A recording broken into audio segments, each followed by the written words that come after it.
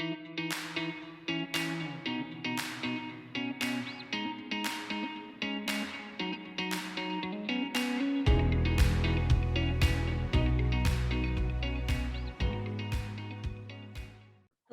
I'm Loretta Clodfelter. I'm Senior Editor of Institutional Real Estate Americas, a publication of Institutional Real Estate, Inc. And I'm going to talk to you about the January 2022 issue.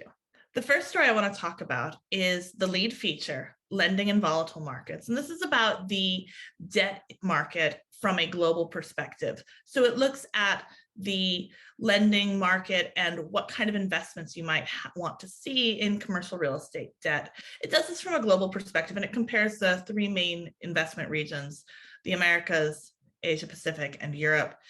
It also takes a look at what some of the risks looking like in the year ahead, because while the economy does appear to be relatively strong, there are a lot of challenges facing investors.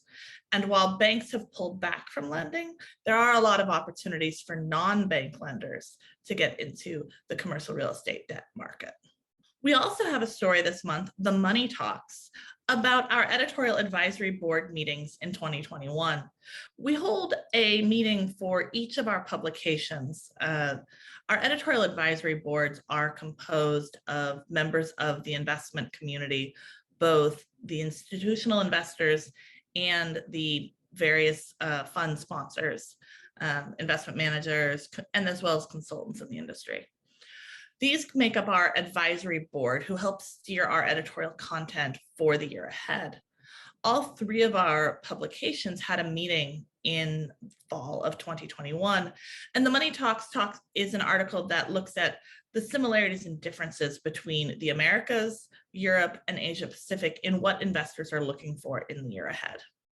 We also have a story called Outlook for 2022 by Indy Karlekar of Principal Real Estate Investors. This takes a look at what the outlook for 2022 might be and what that means for real estate investment in the year ahead. He describes the base case for investment as Goldilocks with two bears looming.